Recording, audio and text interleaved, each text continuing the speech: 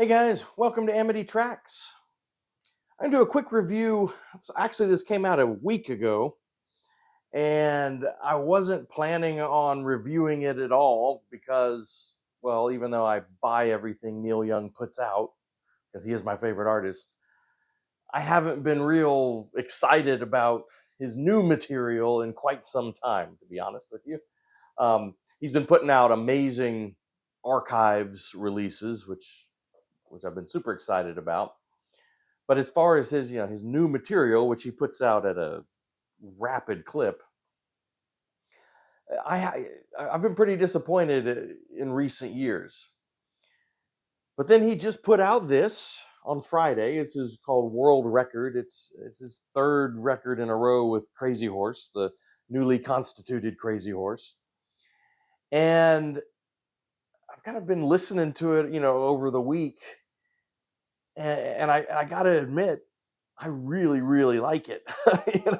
And it's been a real nice surprise. And so I know it's sort of a week late because it did come out a week ago, but I decided I wanted to go ahead and review it quickly because um, I don't know, it's really hitting me unlike anything he's put out as far as new material, probably the last 12 years or so.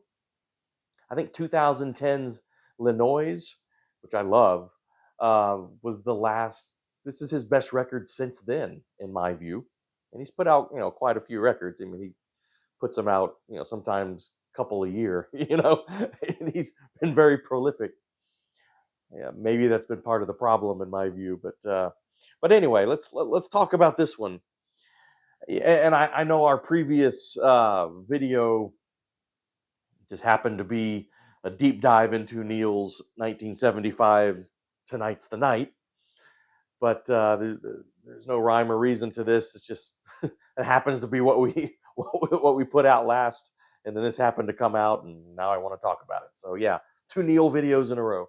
But I promise you, the next video coming out on Tuesday is not going to be Neil.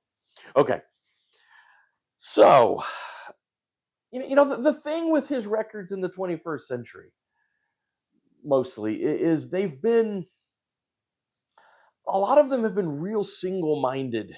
Like Neil will get obsessed about something, be it, genetically modified food or the war in Iraq or, environmental concerns, just to name a few. Or his, he's always been, he's a huge car guy. And so, his new kind of environmentally friendly car or something.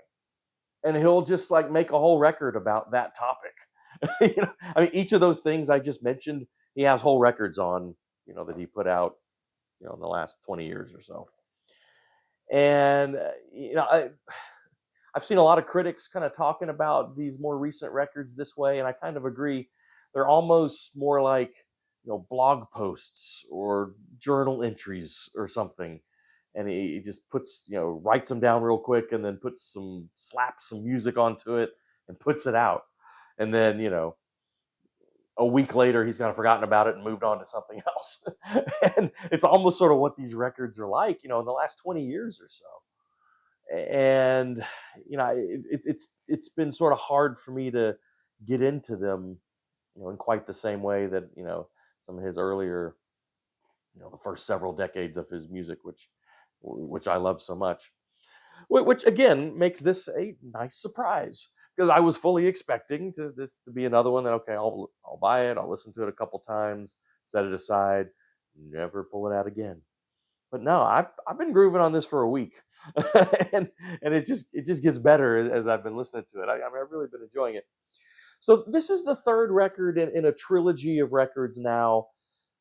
I say trilogy just because, the third record in a row that he's recorded with Crazy Horse. The started with, and the other two I just have on CD, but Colorado from 2019, and then Barn from, what's the date on that? I don't know. So small I can't read it on the CD here, but the editor can put the year up there. And then this. And it's kind of a new Crazy Horse.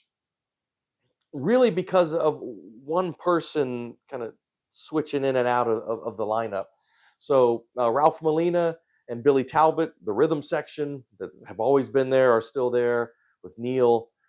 But the difference is on guitar, Frank Sampedro retired, stopped, basically kind of stopped playing music. And so Crazy Horse pulled in Nils Lofgren to basically replace Frank Sampedro. And Nils Lofgren, if you just watch the Tonight's the Night video, Nils Lofgren has a long history with Neil.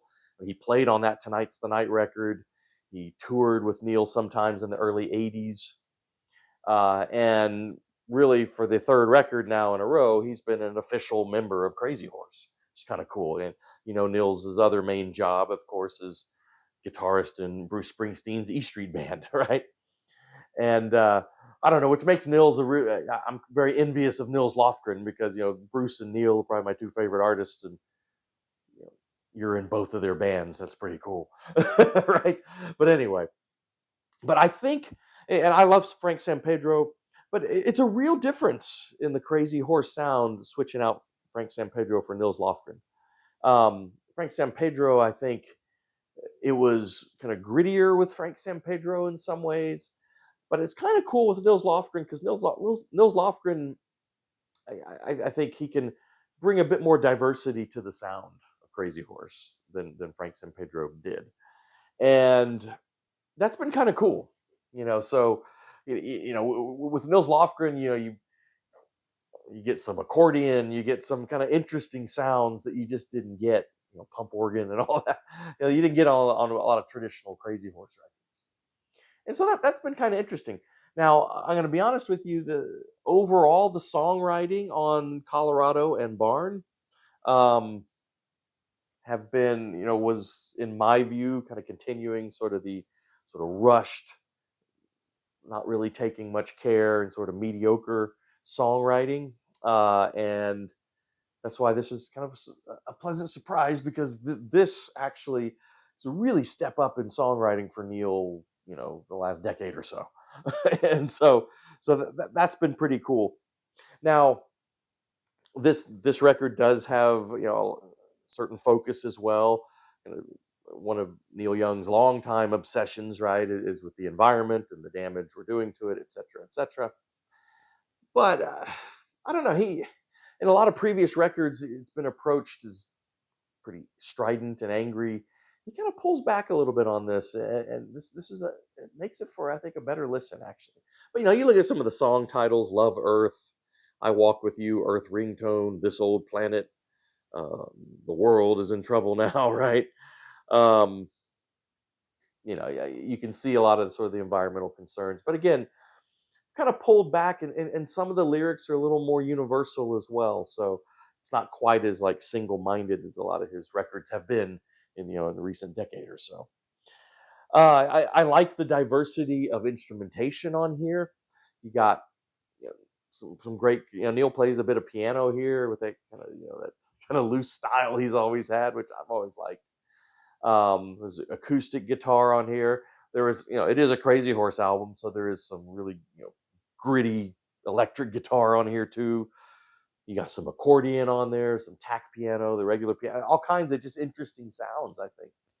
But one of the big differences is finally he's bringing back some melody, and it sounds like he's, spent more than 2 minutes putting together some of these songs, and maybe spend a little time coming up with kind of a melody and a chorus and some verses, and and it shows. I don't know, to me at least, it sounds like that's the case.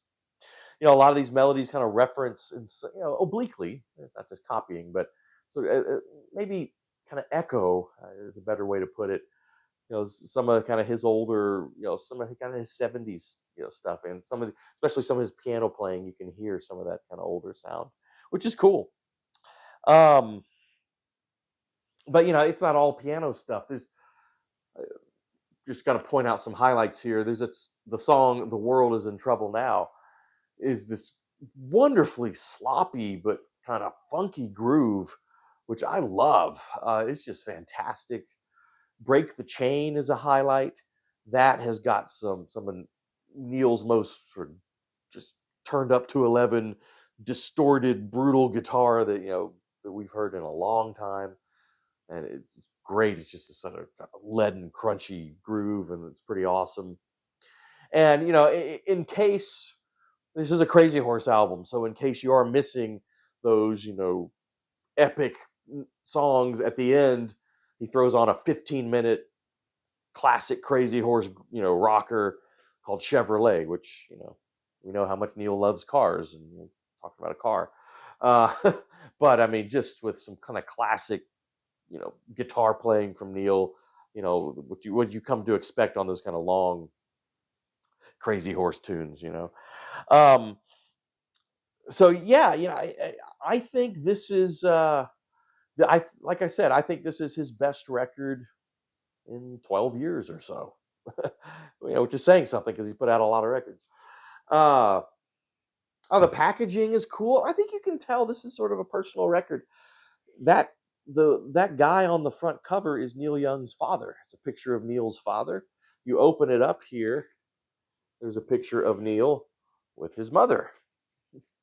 You pull out some of the sleeves here. There's Neil Young's brother in a Crazy Horse t-shirt, which is kind of cool. You pull out the other sleeve because on vinyl it's on three sides. So almost all the songs are on the first record, but then that one 15-minute, Chevrolet is on side 3, and then the side 4 is just like an etching, basically. There's his sister, so he's got to put all these family pictures in there on these sleeves, which is pretty cool. I think that's his, if I remember right, his sister has sung backup on some of his stuff before. I think that might be that sister. I assume that is. What else we got in here? It's kind of a cool package. You've got a nice lyric booklet, with all the lyrics. It's several pages long. And so nice package overall. There's the back cover there. So yes, I would recommend this, even if, like me, you've been a little hesitant on some of his releases in the last decade or so. I think this is definitely one of the better ones. So just some thoughts on now a week old Neil Young album. So we'll see you on Tuesday for our regularly scheduled episodes. And please do subscribe to the channel. That always helps us a lot. We really appreciate that. And hit the like button and hit the bell for notifications, all that good stuff. And we'll see you later on Amity Tracks.